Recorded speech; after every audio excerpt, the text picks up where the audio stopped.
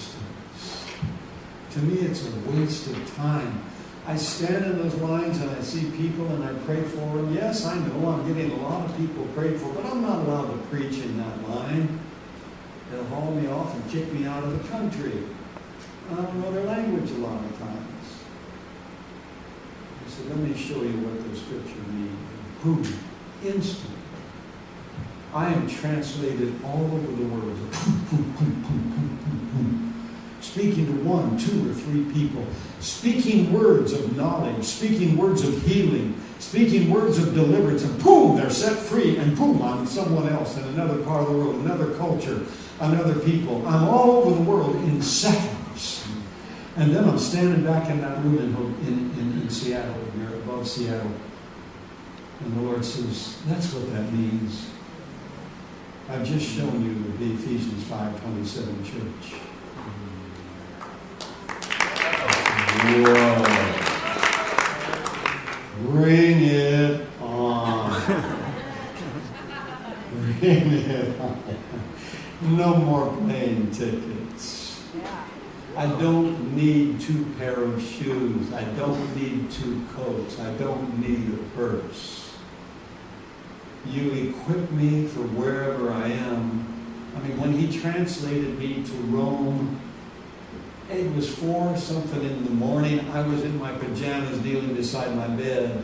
When I appeared in Rome with the other 6 commandos, I was fully clothed and dressed walking the street of Rome. He even gave me a new wardrobe. I love it, you know. My kids love to watch Wheel of Fortune, and they said the wardrobe of animal, you know, was such and such, provided by such and such. Hey, God has a wardrobe, and let me tell you, the warden of that robe that God has for you is designed perfectly for you. It will fit perfectly. It will be so glorious. And you see, wardrobe comes from the word, the warden of the robe, back to the King of England days. That's some of the English expressions we use, we don't realize. It comes from the British, the warden of the robe. They had security guards that guarded those royal robes. They had wardens that had them designed specifically for the king, to his pleasure. And so they were called the warden of the robe. So it's wardrobe. That's where we get the word wardrobe. Sleep tight. And don't let the bed bugs bite. Well, that's in the days when there was no lovely mattress or box springs or anything like that. There were ropes that you pull, that you sleep on. You sleep on ropes like a hammock. And sleep tight means if you like a hard bed, you pull up those and knock them so that the bed is hard. If you want kind of like a hammock and you want to loose, you loosen it. Sleep tight, don't let the bed bugs bite. How can bed bugs live on ropes? I've been in hotels in the Middle East where the bed bugs were so numerous and so big that when you pull the covers back or the rags back to crawl into the bed, they go back under by the hundreds. And you think, I got to crawl into them? Yeah, I'm tired. So I pull out my sleeping pill. It's a heavy duty one. You can sleep through anything without it. Psalms 4 verse 8. I will both lay me down in peace and sleep, for so the Lord gives his beloved rest. If Daniel can sleep with the lions and he doesn't get one bite, I can sleep with the bed bugs with no bites. Yes. Just agreeing, okay. So you see, you become all things to all people if I change in my wind zone. Being translated is a wonderful thing, and I want it. I welcome it. I long for it to happen more frequently. You see, I was a little frustrated that day when I walked on that floor and praying because we circled over Vancouver, British Columbia, and the brother that was to pick me up, I had no way of contacting him because I couldn't turn my cell phone on. But we're up there, and I think we're layered, waiting for a gate, 10 minutes, 15 minutes, 20 minutes, 30 minutes, 45 minutes. We're just circling up there. Finally, the captain comes on. He says, well, he says, I guess I need to inform you. We're not in a holding pattern. He says, you've noticed the plane jerking a few times. It's not the turbulence. We can't get our landing gear to go down. So we've been burning up our fuel. We're going to have to do a belly landing at the international airport. So they're preparing and clearing the runway that we're to be on. The firemen right now are foaming the runway, so you'll notice you can see the tops of the buildings. We'll be landing shortly, but with no wheels down. Now you must obey me, and you must do it explicitly and do not violate it. When I say drop your head and put your hands behind your bed, you must do that and not look around, because we don't know how fast we're going to stop. We don't know what we're going to hit. You must understand, I have no way of guiding this plane, hardly at all. When we go down, where we stop, we don't know. It's beyond my control. So I'm going to be busy now, and I got busy. Father in heaven, now wait a minute. In Tokyo, I prayed over every function of this aircraft. The hydraulic, the pneumatic, the electrical, the structural, every form of communication to from around it, every rivet. And I'm rattling off to the Lord how I prayed. And when I get done, we're about to land, you know. When I get done, the Lord says, you missed one thing. And I said, no, I covered them all, and I'm looking. He says, no, you didn't pray over the mechanical. Oh, I didn't. I forgot that. Well, Lord, I command the mechanical of this plane to work. And I didn't realize I was sitting right above the wheel. And all of a sudden, bang, I thought we landed. The wheels went down. You can see the tops of the buildings out of the windows.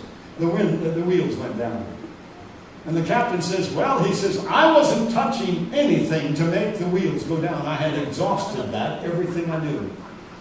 And we were preparing. Now he says, we're going to be landing on our wheels, but we're going to be, when I reverse these engines, it isn't clouds flying by, it's all the foam, because it foamed the runway. And I still don't know where we're going to get stopped. But we don't have enough fuel to go up now and make another circle and land on the dry runway. So we have fire trucks on the right and on the left. They're already gone up to speed. They'll meet us wherever we stop very quickly. So I'll ask the stewardesses when I get the signal, man the doors. And when it's time to evacuate, I'll tell you. But please stay buckled in till I say it. And hallelujah. I said, thank you, Lord. You're good. You see, sometimes he says, you don't receive because you ask amiss. I thought I covered everything. I felt pretty good about that. I've testified to a lot of people about my covering that airplane, asking them when I'm all done with all this stuff, including the cargo and including every carry-on and everything, and any animal, any bird, any object on the landing. I just add more and more things because I fly so much. I think I got them all. And here's something else happened, so I added that one. I'm trying to cover everything, and I forgot that one, mechanical. So you see, that's how God works. He just wants to remind us, you think you got it all covered? I just allowed one of them to fall on me. Okay, thank you. That means you're paying attention. You love me. Thank you for letting those wheels go down. We did a normal taxi when we got stopped. Wheels were kind of hot, but they came and sprayed them and cooled them off, and we were allowed to go on up to the terminal and take our gate. Hallelujah. We should have heard the people shouting when he said those wheels come down. But boy, they were sure mumbling before that. They were scared.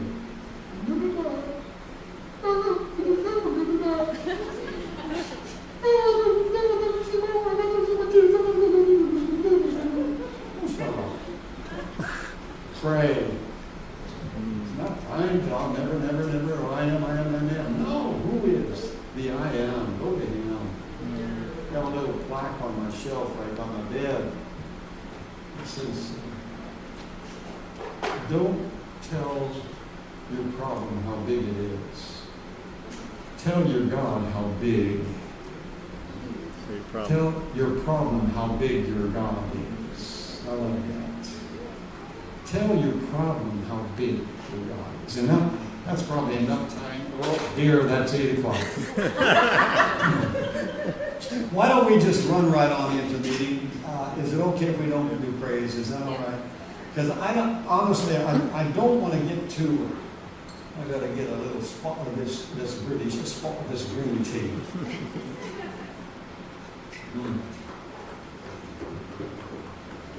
I try not to drink 2 hours before I go to bed. I don't like getting up any more than I have to. But, okay. Your question, Ezekiel 38. Where are we? Well, Ezekiel 38 is a powerful timetable. To me, it's like a time capsule in the scriptures, and it is loaded from verse 1. It's loaded with information from verse 1 that you need to recognize. Now, let me bring it right up to the news this week, okay? I like to bring the Bible right up to news this week. Our president is getting so much criticism from generals and individuals about us pulling out of Syria. Right? Right. I'm happy. I'm glad we're getting out of Syria. You know why? It's twofold.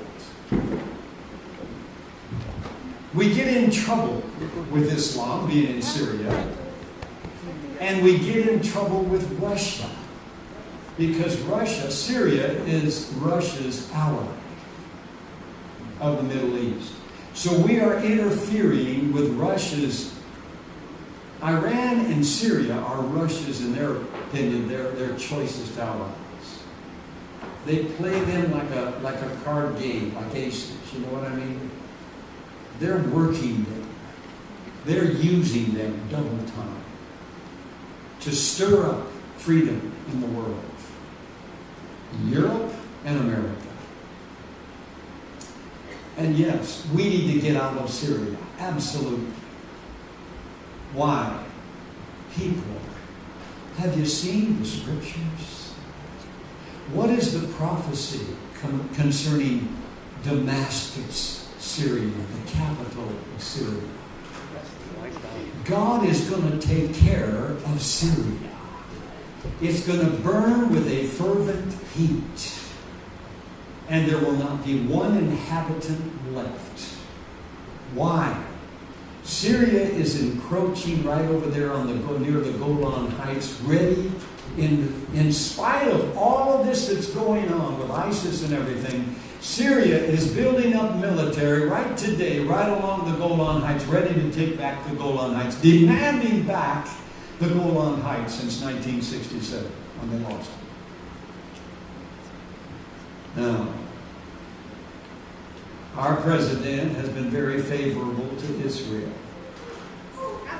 Has put the embassy where it has belonged since May the 14th, 1948. When the argument came, we want our embassy and our capital to be in Jerusalem, they say. And they said, no, Tel Aviv. Do you realize the history that took place when our president said, no, we're moving our embassy to Jerusalem? People, America right there got such favor with Almighty God over that. We did. And our president got favor. The Democrats don't agree with that. That's their problem. I thought it was kind of cute what Marty said. When we sit in our little corner over here, right over there, I think it was there, in that room, and he talked about cancer and all that. And he said he only shares it with Christians and Republicans. He doesn't share this truth with Democrats. I'm sorry if you're a Democrat. That's kind of funny to me. But I don't know if Marty's here. I don't see him. Oh, there you are, Marty. That is Marty sitting back there. You're kind of out of the light of that bright light, so I just kind of see you. Thank you for sharing that this afternoon with people. I believe I read on the book some this afternoon in my quiet time, and I like it. I'm going to follow that recipe. And you got me the lemons, you got me baking soda, and I'm gonna do it. What it says. Why? I've been diagnosed with cancer of the prostate, and it's advanced, and it's spilling over into my organs. And the doctor says the next place it get into your bone, it go into your backbone, and that happens, you're terminal. Yeah. I thanked him for his lovely hour and a half inspection, x-rays, ultrasound, and all the instruments he used. And he did a thorough job on me. I walked out of that doctor's office rejoicing. What do you mean? Basically, that doctor said, you're next door to terminal. You're going to die. I recommend, and I could recommend a good surgeon to you, a specialist that knows what he's doing. You need to get that prostate removed, and you need radiation treatment immediately if you want to live. He basically pronounced a death sentence on me. I walked out of there having a death sentence pronounced on me, rejoicing. Hallelujah. I finally got documentation. The last time I had cancer, I didn't go to a doctor until after I was healed. Then he verified it. But the critics said, well, you give us no documentation. And I said, hey, have you ever heard me say I'm doing a documentary? Do you know what a documentary is? You're a doctorate of theology. You're a doctorate of Hebrew and Greek. Do you know what a documentary is versus a testimony? I only say it's a testimony. It's my personal experience. It's not a documentary. Well, I could do a documentary on this one. Hallelujah. Cancer all gone. New prostate, new bladder. You see, I've been walking so many years holding it. If you walk some of the countries I've been in, there's no place to go. Your poor bladder gets double stretch. And that specialist said, man, I've never seen a bladder so stretched out of shape in all my life as yours. I don't know how you were the incontinent years ago. Because your bladder definitely is not constituted. That's a strange word. I just say functioning. It won't release. I have to catheterize. You're going to have to do that the rest of your life. I'm sorry. I thought, doctor, I'm not claiming that. I do it till I'm healed fully. And everything functions. If I leave that catheter in for a month and then you take it out and I hemorrhage for 4 days, I don't like that. That's got to cause sickness. I don't want that, so I get self-catheterize. And just so that I'll know when I'm healed. I don't need to catheterize anymore. Praise God. Because I want to know when I'm healed. I knew when I was healed with cancer before. And this is a little different. So anyhow, that's where I am. So I went out rejoicing. Telling the people, well, hallelujah, I've just got a death sentence in there. No way. I refuse to give my life for anything Jesus paid for. I need to have freedom. Amen. He put no price tag on my healing except believe. When you pray, believe, and it'll be yours. I refuse to die of cancer.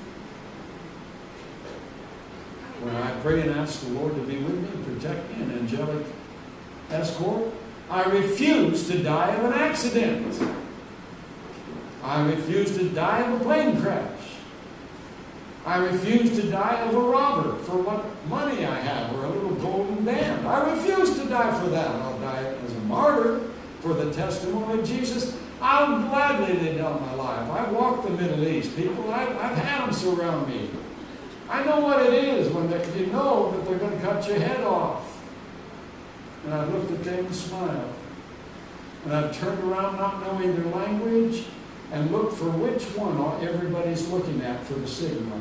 And then I turn to the one that's the boss, the leader, and I smile and say, too late. I'm already dead. You can't have my life? I gave it away. I don't care if they can understand me or not. I'm going to speak it out. And they turn away running and screaming. Why? The fear they want to put on me went on them. Yeah. And they're out of there. Yeah. I love that. That's when Jesus takes control. Because you release it to Him. That's nice. I like that. So, that's a strange introduction for Ezekiel 38. I got to sit down with this, or I won't stay to the point. If I sit down, I'll kind of keep to the point a little better. When I walk around and I'm looking you in the eye, then I hear thoughts and questions, and I go off in that direction. So I'm going to try to keep my nose in the Word to stay on subject for a while. Okay, is that all right? Yeah. So the Word of the Lord. Oh, that's a good way to begin a chapter. And the Word of the Lord came unto me, saying, Son of man, set your face against Gog, the land of Meshech, of Magog, the chief prince of Meshech and Tubal. That was Russia. That's Moscow. Russia. Tubal. That's the descendants of Tubal came. Tubal. One of the descendants way back there. That came after the flood from the sons of Noah.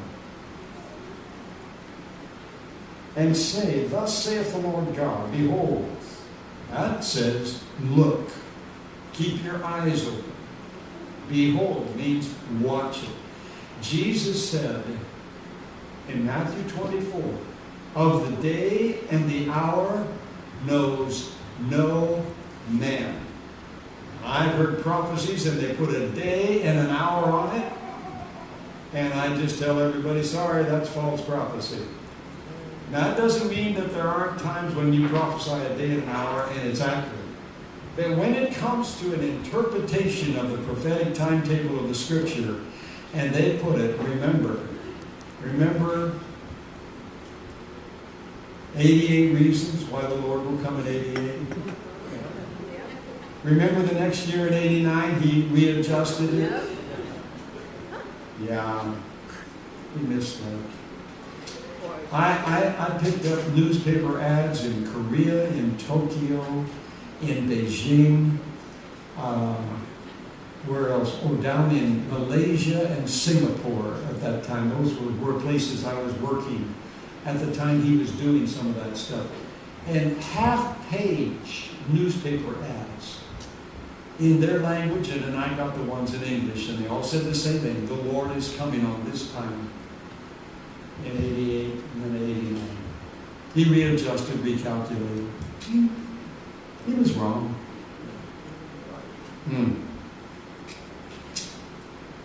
So he says this. Now, he introduces this very quickly here. And say, verse 3, Thus saith the Lord God, Behold, I am against you, O God. Putin, I am against you. You have just boasted in the last month, you have boasted that you have a subsonic missile system that can go 6 times the speed of sound and can deliver a nuclear weapon anywhere on the globe within 6 minutes. We can't even hardly fire up our system to retaliate, for he laughs and he says, no anti-missile system that America or any nation has that can outdo this. Oh yeah. We have a big God. If you listen to the CD or DVD, watch the DVD up there. I'm not trying to sell them whatever you put in the little wicker baskets between you and the Lord, but there's one called globalism, the invasions. Why do I say the invasions? Because in that, I give the visions that God gave me of what He is going to be doing if He allows that invasion that this chapter here talks about to take place on America. You say, no theologian's going to agree with you on that, Henry. That's only talking about Israel. I beg your pardon. Read what it says. Look at this, verse 4. You're going to come against the mountains of Israel, but verse 4 is the number of testing, isn't it? And I will turn you back and put hooks into your jaws, and I will bring you forth, and all your army, horses, horsemen, and all of them clothed with all sorts of armor, even a great company, with bucklers and spears and shields, and all of them handling swords. And he names all the nations that are going to join with them. Now wait a minute. They're going after Israel here, aren't they? Why does he have to put a hook in their jaw and turn them back if they're going? Read on. After he names all of them, verse 8. Yeah, it's a new paragraph. After many days thou shalt be visited in the latter years. All right, now he's bringing it a little finer tune. The latter years, after many days. What's a day with the Lord? It's 1,000 years, 1,001 day. But in the latter years, what is he saying?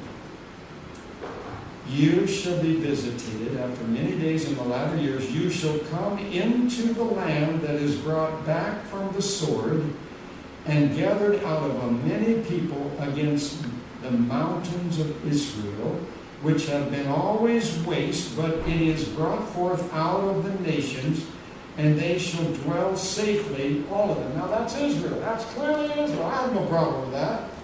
He has taken these 4 verses to describe Israel.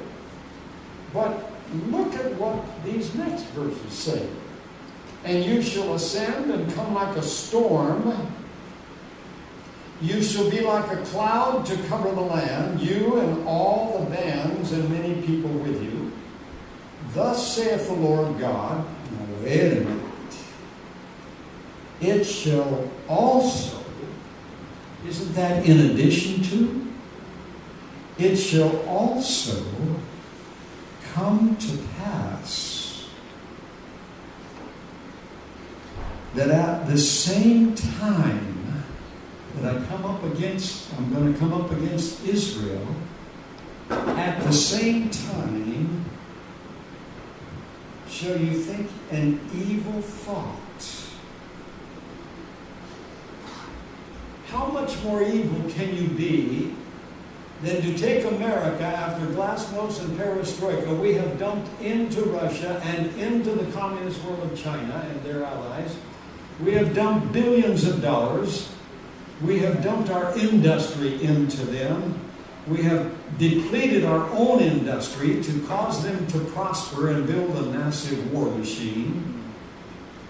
How much more evil can you get after we have given to them subsidies of billions of dollars and #1 trade status than to turn on the very ones that have blessed you and attack them? No, that's not Israel. That's not America, Henry. Yeah? That's interesting. Look at verse 11, no new paragraph. And you will say, I will go up to the land. Wait a minute. Let's look at a globe. Where are you going? Up. From Moscow, where do you go? What is up? Is that Jerusalem? No. Do you say, I'm going up south? No, I'm going down south. South is Jerusalem is as straight down the globe to Moscow, from Moscow as you can get. Put the arm that holds that globe on Moscow and follow it down, and you will come right to Jerusalem. Now, if you're going up to the land of unwalled villages, you're not going to Jerusalem. You're going over the Arctic to the United States of America.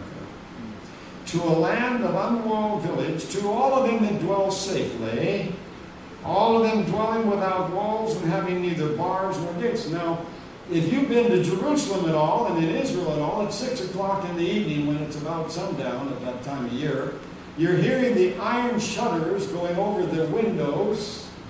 You're hearing their iron gates shut. They're full of iron gates and walls in Israel. You don't hear that in America. You can jump in a car in Astoria, Oregon, get on Highway 30, and you can follow Highway 30 all the way, and you won't find one wall or one gate all the way to Portland, Maine. First Continental Highway. Called the Lincoln Highway. Executive order by Abraham Lincoln. 1867. Wow. You don't find gates and bars. You don't have to stop for security and all that unless you're speeding. Breaking the law. Dwelling safely. What are they going to take as a spoil? Show me in Israel where this verse 12 fits. You will come to take a spoil, a prey, to turn your hand upon the desolate places that are now inhabited, upon the people that are gathered out of the nations. America is gathered of all nations. Yes, Israel's gathered of the Hebrew people going home. That fits too. But which have gotten cattle and goods. Now wait a minute. Show me anywhere in Israel, especially that dwells in the middle of the land, as this verse ends. Show me where there is much cattle in the middle of Israel. Show me one cow in the middle of Israel. I've been all over Israel. Been there time and time again. Been there with Ron. We've driven all over Israel. We've gone all kinds of land. I've looked for cows in the middle of Israel. You're coming to take that.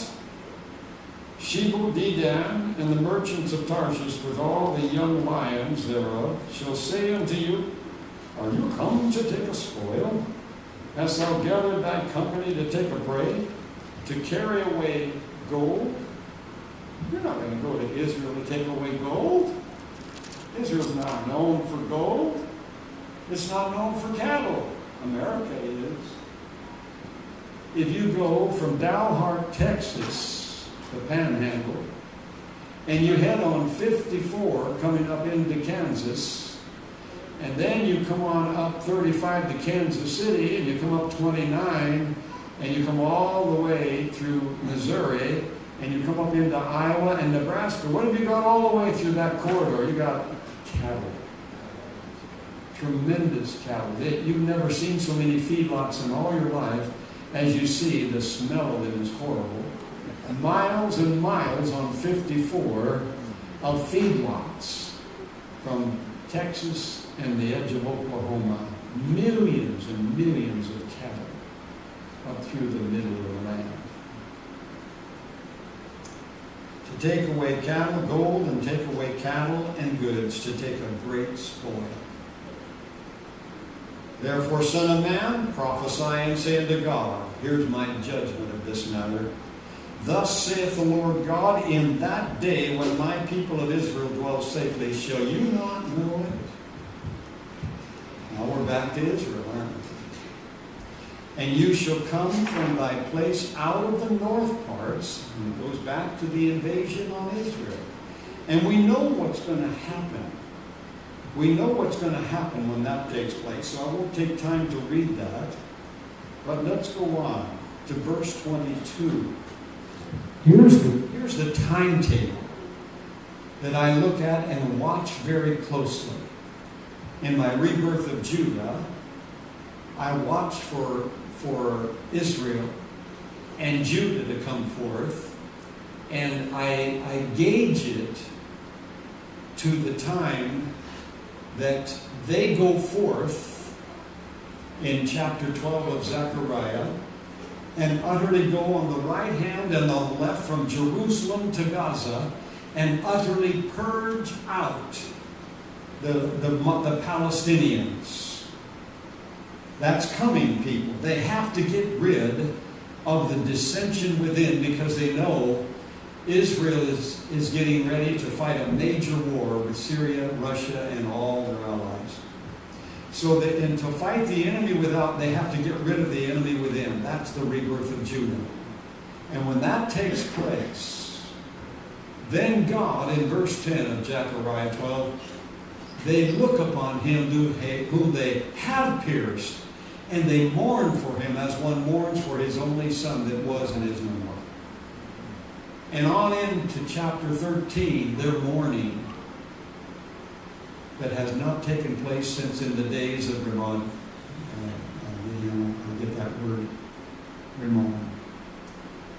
And then, chapter 14, hallelujah, Jesus comes back.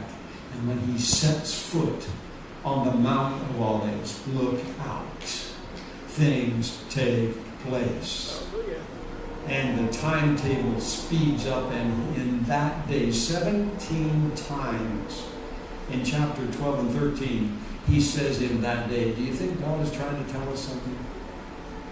So now, as he speaks this, what is the timetable? All of this is laid down here in Ezekiel 38.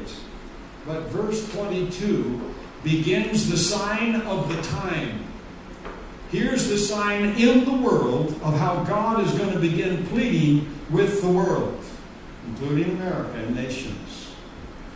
And I will plead against him with pestilence, with blood. I will rain upon him, upon his bands, and upon the many people that are with him, an overflowing rain. What have we been seeing? Pestilence. You just saw it. They were just telling me at the lunch table, the crickets that are just all over the imam in the Mosque of Omar. I mean, he's covered with crickets. Terrorized. Folks, that's like the 10 plagues of the days of Moses. God is beginning to plead. Pestilence. With blood. Look at all the diseases of blood that have taken place in just the last 2 decades. AIDS came in, and all these venereal diseases, and all these strains that now are mutating, and they just don't even have anything to attack them anymore. They don't have anything to get rid of them. If you want to die, go to the hospital. Get staph infection. Die of it just over a little sore in your knee or something. And you get an infection that they can't seem to treat, and you wind up dying of blood poisoning. I'm sorry, I'm just being truthful. The best place to die is in the hospital. And to pick up something that you didn't go in with. When I go to the hospital to pray for people, boy, do I pray over it. Boy, I pray over it. Pestilence with blood, with rain and overflowing upon the bands and upon the many people that are with him, and overflowing rain. Now here's where it really gets serious. And in the book of Revelation, it talks about great hailstones weighing 18 pounds apiece, up to 40 pounds. That's a big hunk of ice. When they exploded the atomic bomb down in Christmas Island, way down below Australia. Have you ever read the account of that? They positioned ships at different distances. And some of them were inhabited, some of them were not. And I forget the exact perimeter of where that took place, but because the vaporization of that bomb blowing up there on Christmas Island took so much moisture into the atmosphere that they said 40-pound hailstones fell. And the ships, I think it was like a 30-mile radius that they had positioned out there. These steel-hulled ships were full of holes from the hailstones falling from the heavens. Well, this says great hailstones. If you've been to the museum in Hiroshima and Nagasaki, I've been to both of them, of the atomic bomb, you will find that glass from the windows and even eyeglasses, they found eyeglasses that the glass was gone, but the metal rim was there yet, but the glass was gone. All the glass in the windows vaporized, went into the heavens, and it rained teardrops of glass. There are 55-gallon barrels full of teardrops of glass. They're so smooth you can put your hand into them. Glass vaporized in the heat of the atomic bomb. Miles and miles away, 30, 48 miles away from the atomic blast of the epicenter of Hiroshima, newspapers only burned out the black print.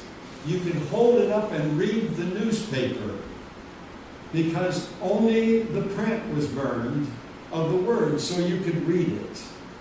It didn't burn the paper. The flash of light. And in A.C. Valdez's vision of 1929 in my visions book, Russian Invasion, I give a portion of his testimony. We printed out his testimony. I heard him give that in 1964, before he died. And he was in quite late in life then. But of his vision of 1929 that he had in Vancouver, British Columbia, after driving all the way in his Model A in 29 from Los Angeles to British Columbia for a revival, and only 18 people showed up, and he was so irate and angry with God for having driven all those mud roads and all those lovely ruts with that Model A to get to British Columbia, only 18 people to show up, and he was having his gripe session. When God interrupted him with the 1929 vision, I've got the cassette tape of that, and I transcribed it so you could have it.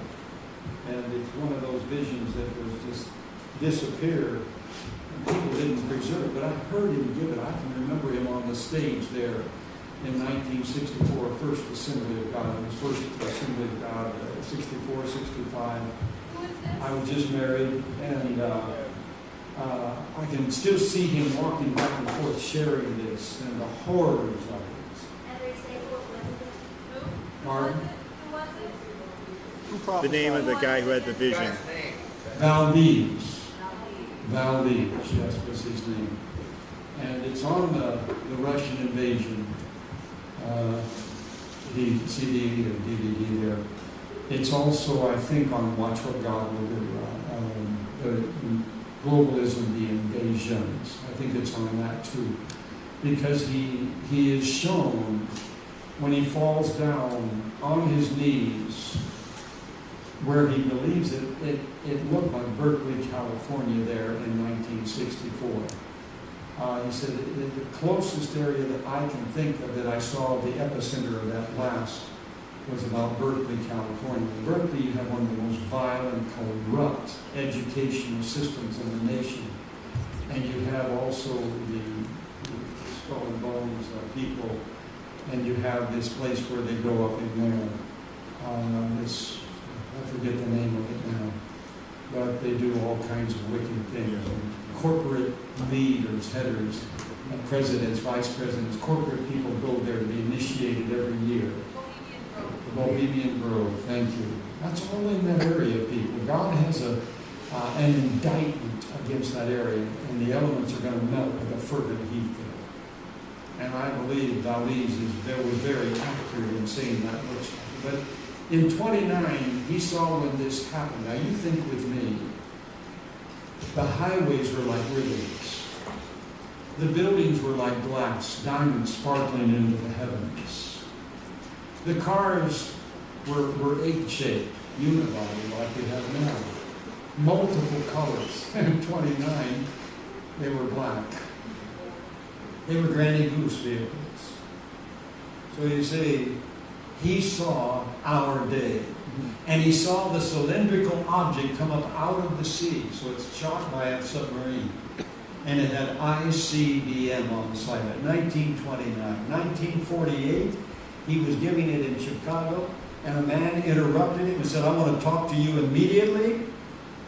I'm the National Security Advisor of the President, but I want to talk to you in the back room now, alone. And he told him, if you give any more of what you've been given, I'm going to have you arrested. You're going to go to a Ballooney Farm, fella. You are giving highly classified information that is not to be put out to the public.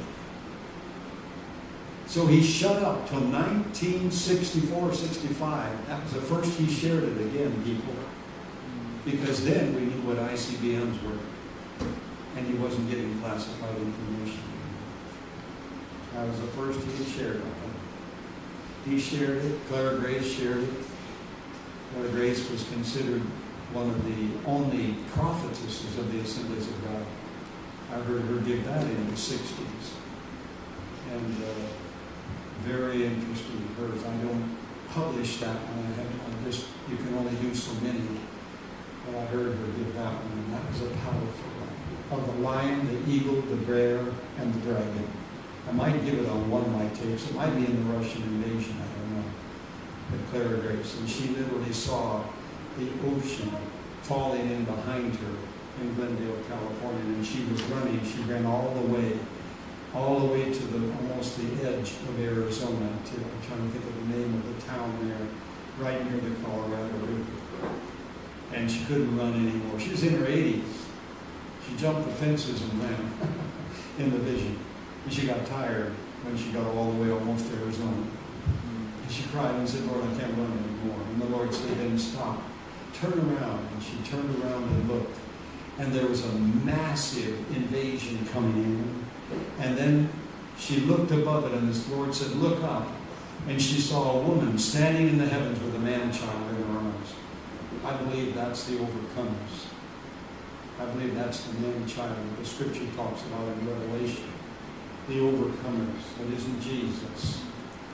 But it's the overcomers. The birth and the fulfillment of God's people that are going to be used in this day.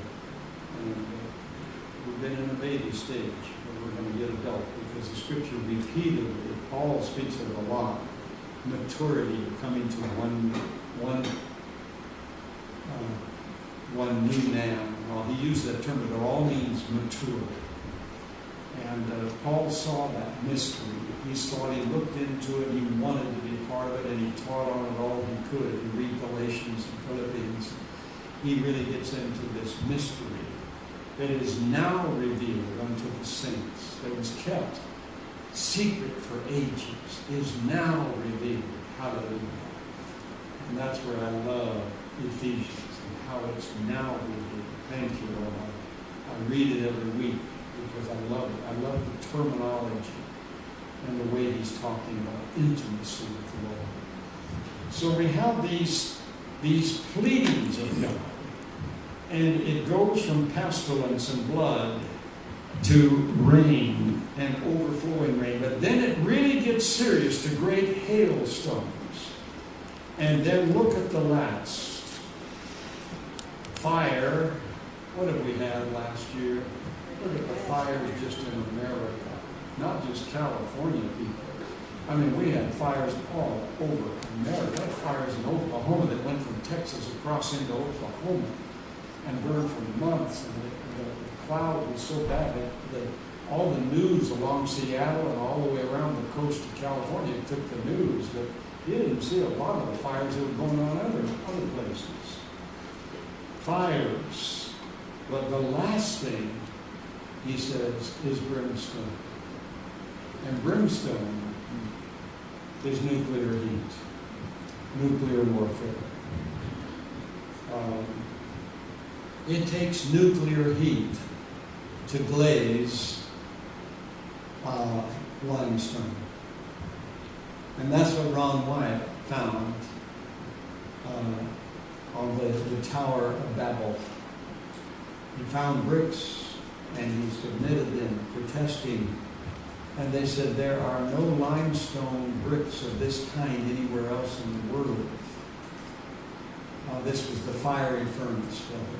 Not the Tower God. This was the fiery furnace that the 3 Hebrew children were thrown into. Ron found that fiery furnace, excavated, and turned in some of these limestone bricks. Where did you find this? Over there in Babylon, Iraq. What?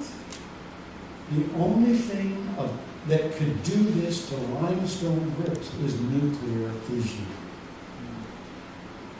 Well, the king ordered it to be heated 7 times hotter, didn't he? And it slew the great powerful men that threw them in.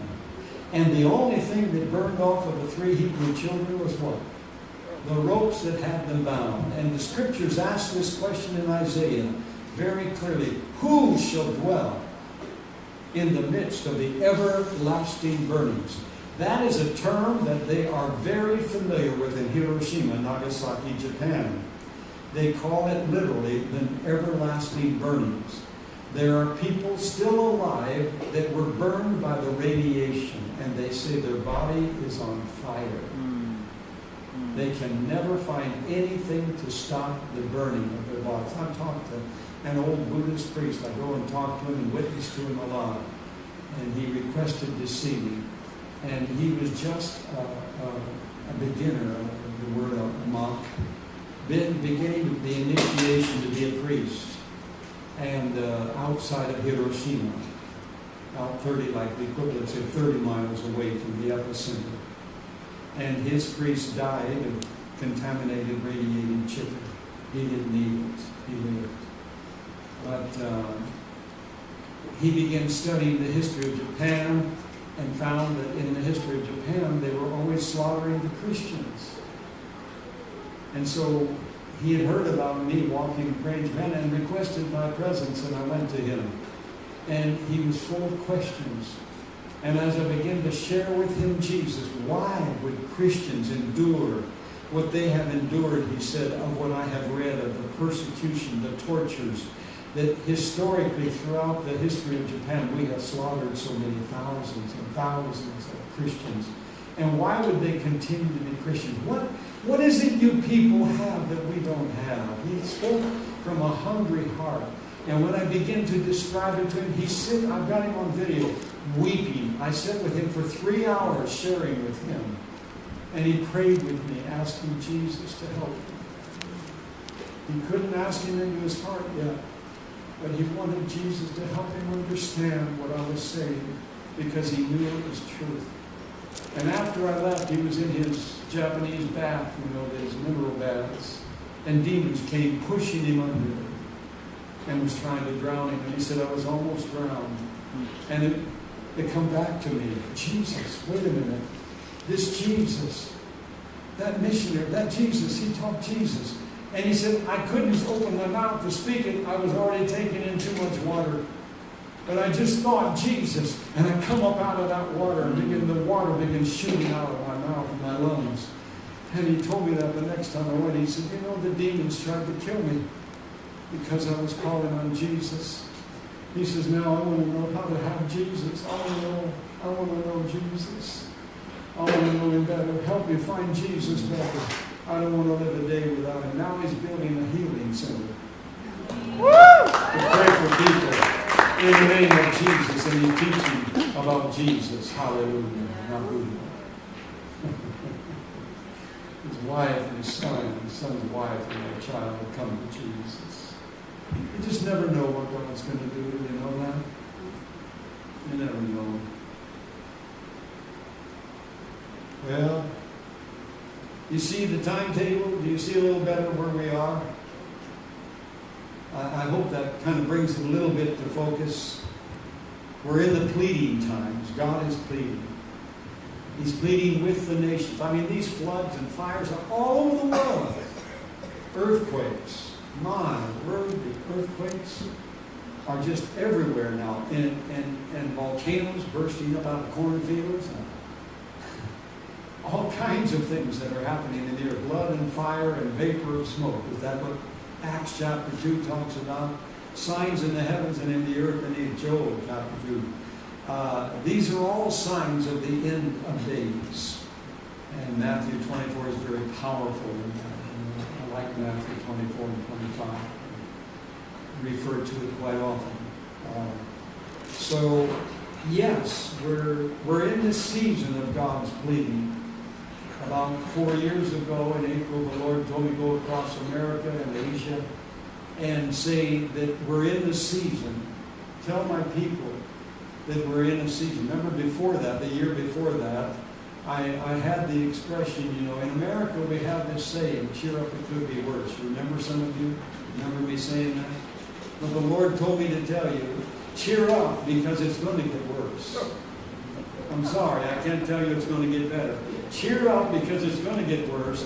And if you don't cheer up, you're not going to have the joy, which is your strength to get you through this next season. Remember me telling you that's about 5 years ago. And then about 4 years ago, the Lord says, in April and May this year, I'm going to begin showing the sheep who are sheep, and I'm going to show those who are goats. I'm going to show them. But I'm going to give the goats an opportunity to become a sheep in this season. It'll be a short season, but I'm going to give them an opportunity to become a sheep. It's going to mean they got to stop eating just anything, even eating poison. Goats, you can turn them out into a pasture of poison weed, and they'll eat it. It doesn't kill them. But you put a cow out there eating it, or a sheep, it'll fill their belly with gas, and they'll go down with 4 legs in the air, bloated so big, and they die if you don't puncture their belly. My daddy was a farmer, and he knew all about that. Get into the wrong kind of stuff, and fancy regular and this kind of thing, and they start eating on that. And they eat too much fresh green grass, cows, and they're in trouble. You got to watch them. But anyhow, so God was putting a season of dealing with His people. And we had the Dutch sheets and some of these talk about that the Lord revealed to them there are sheep nations and there are goat nations. Remember, we've had that kind of revelation from where I don't have everything. I've just got little pieces. God gives others other pieces. And we're just piecing together. It's like a puzzle. And we're looking at this puzzle. We're looking at all these pieces. We don't know where they go. And we don't see a full picture yet. We're really at the place. I don't have a full picture. There are still scriptures in Revelation that I don't understand. And I will not profess to understand it. I won't teach you on it. But I will stick to chapter 1, verse 3. Blessed are those that read. Not because you understand, you're just blessed because you read. So when new baby Christians come up to me and they say, wow, I'm reading Revelation. I would think, what are you doing in Revelation? And I used to cry, Lord, why do baby Christians go into the book of Revelation? I don't even understand Revelation already yet, not early. And the Lord said, just tell them the reason they're reading is not because they don't understand, because they won't, but because they're blessed if they just read it. So just keep reading it. Don't try to understand it, but get a blessing for reading it. You want a blessing. You need a blessing. So read it. But don't worry about the interpretation. Leave it with the Lord. Just go on to Revelation 21. And 19, the marriage and all. We understand that. Hallelujah. I'm 21, 22, the solemn warnings. I had to use those last words in Revelation in the city of America. I drove 4.5 hours to get there for Saturday morning for Shabbat.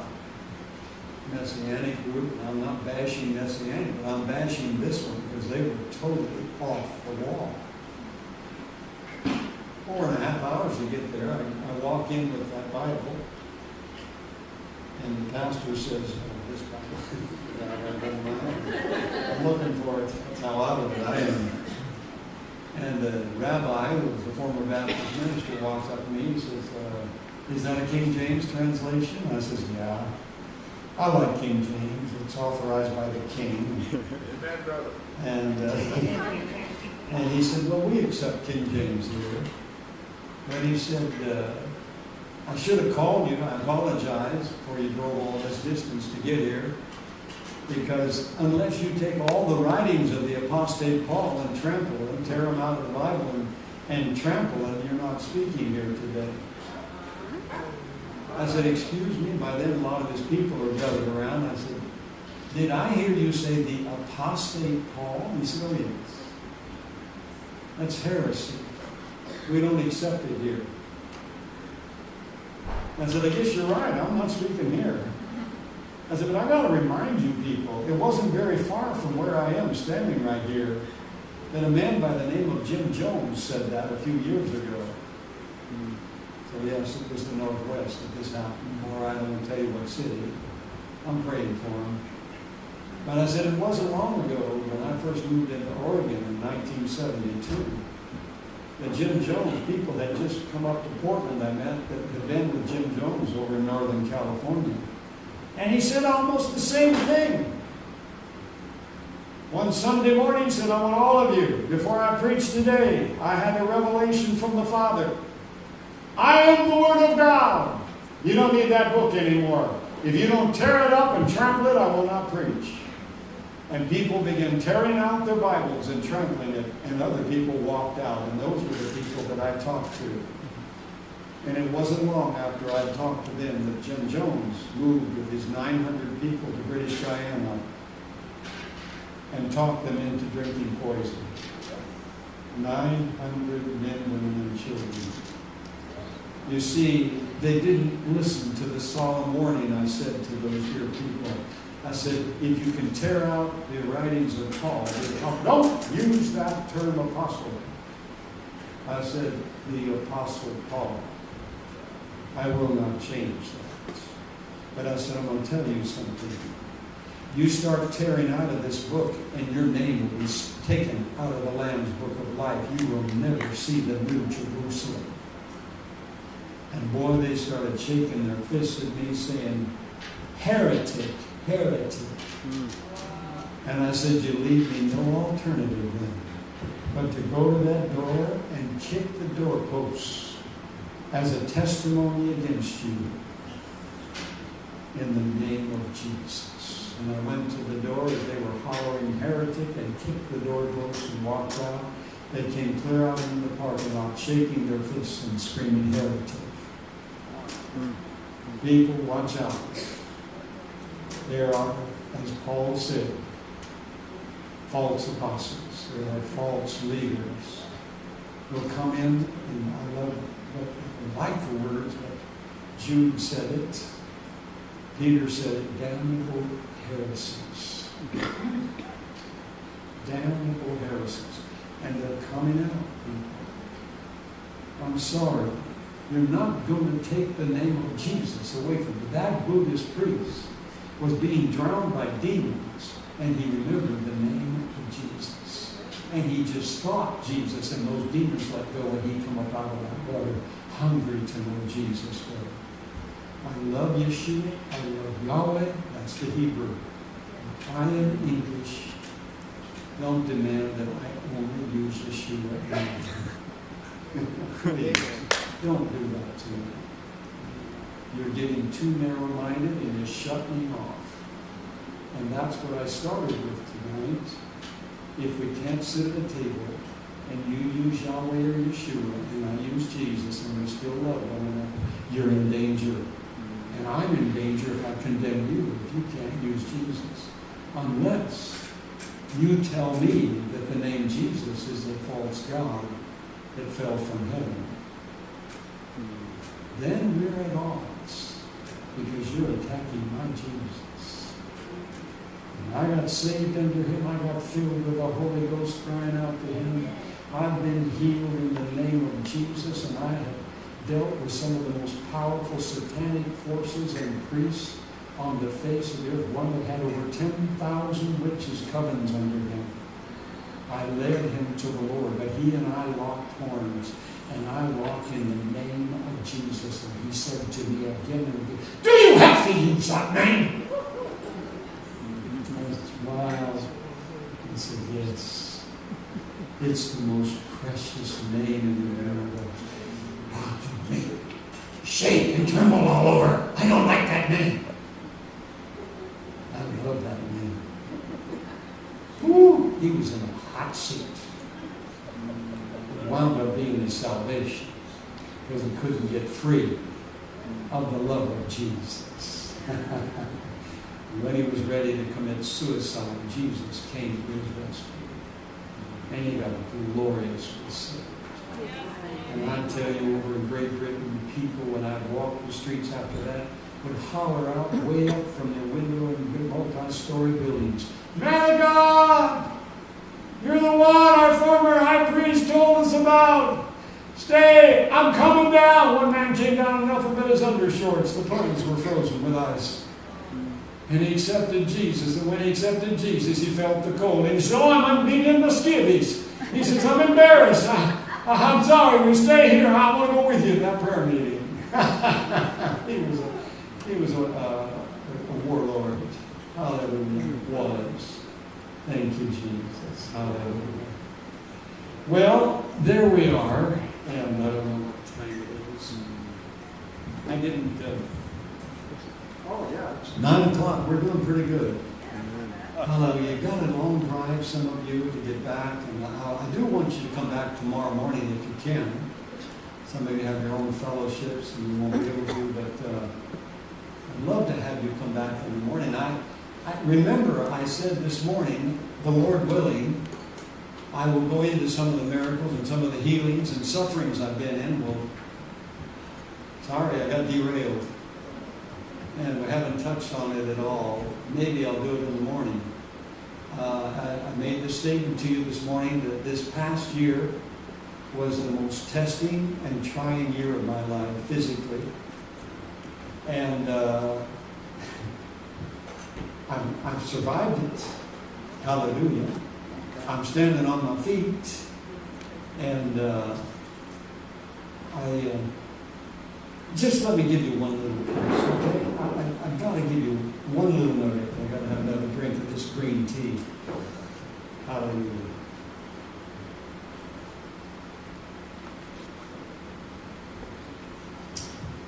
Just to give you a quick survey kind of, December, a year ago, last December, God confirmed to me, go ahead.